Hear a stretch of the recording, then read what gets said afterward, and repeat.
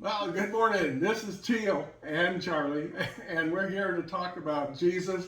And this is called the Bare Essentials. It's a safe place for seekers and disillusioned disciples. Last week we talked about what we discovered in Jesus during his temptation experience, and what we discovered was that he drew lines. He drew lines in the sand. We discussed it that way. He knew there were places to say this far and no farther. We also said that one of the most dangerous things for human beings as they try to follow him is drawing lines where they shouldn't be drawn. Today we're going to talk about counterfeits. Counterfeits. Jesus had three temptations that we know about and that are recorded for us.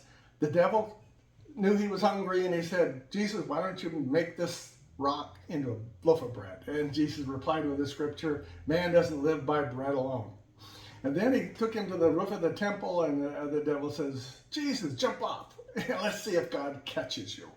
And Jesus replied with another Bible verse. He says, you shall not put God to the test. And then the third one, Satan took Jesus where he could show him all the riches of the world, everything you could imagine.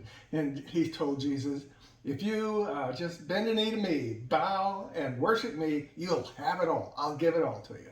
And Jesus said 3 times in a row, no. Okay, so he drew the line and he said no. Let's look at the setting. Okay, Jesus is alone. And we all know that we're sometimes different when we're alone, right? We get away with stuff because nobody's watching. Jesus was alone in the desert. No one was watching.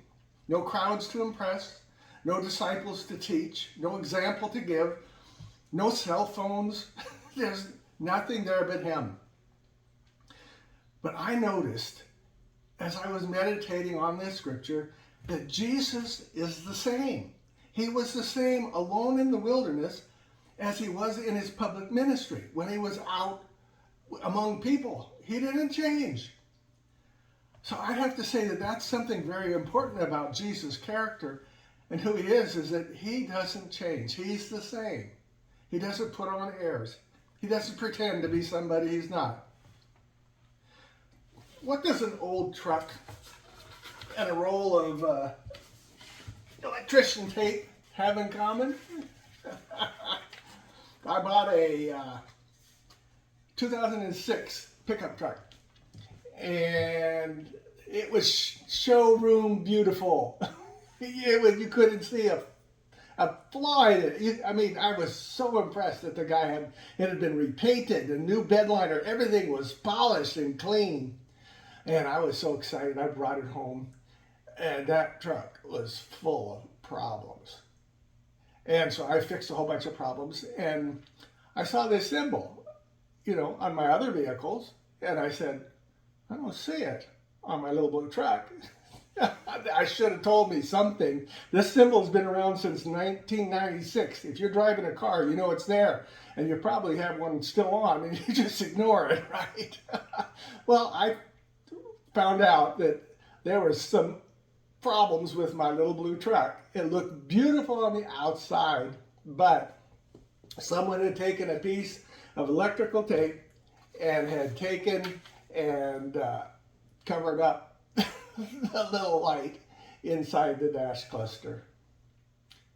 Well, I have been working on that truck for almost a year, trying to discover what's wrong, and I will tell you that last week I replaced a vacuum switch, and finally the electrical, check engine light has gone off. It's been off for 4 days, 5 days that I've driven it. I feel like I've really accomplished something.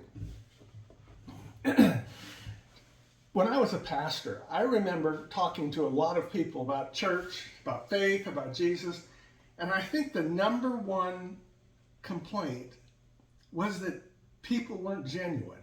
It's like people in church don't act the same way outside.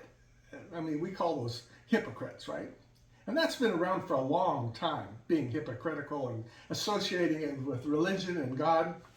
And Jesus called those religious leaders in his church in his day, he called them whitewashed tombs full of dead men's bones.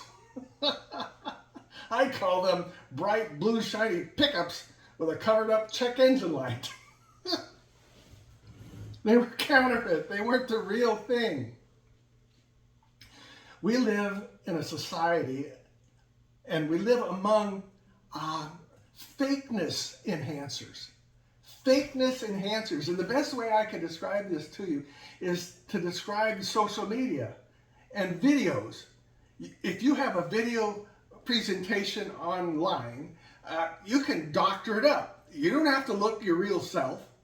You know that's true. Look at watching Facebook or TikTok or whatever you follow. Well, this right here, this is me, undoctored. It's just, this is it. So we're prone to want to cover up who we really are and be different in public than we are privately. We do that in church and with our religion too, and it gives us a bad name. Something else that's really difficult about trying to be like Jesus and be people of integrity, to be the same people inside and out in all situations, is that we have character blindness. We have character blindness. Jesus said it was logs. We had logs in our eyes. You can't see very well if you got a log sticking out of your eye. He says, take the log out of your eye, and then you'll see clearly enough to take the speck out of your brother's eye. Obviously, they couldn't see the log because they didn't realize it was there. We have character blindness. This is a problem. It is not easy to overcome. Unless God help us, we are stuck there. Unless another person tell us, you got a log there, we're never going to be able to overcome this. It's very difficult because we have character blindness and because we like having fakeness enhancers because it makes us feel safe and not vulnerable. And we don't like who we are anyway, so let's pretend we're somebody else. May God bless you on your journey. This is not an easy journey. This is kind of hard to swallow today, isn't it? It is for me to even just to have to admit that there's some logs that I probably still can't see in my personality where I am different by myself, depending on what group I'm with. So, well, this morning, as far as the way I look, this is me. God bless you. If you want to write to me, it's amid2or3 at gmail.com. If you don't, that's fine. Don't send money. I don't want your money. Okay? You guys all have a good day. Thank you for watching.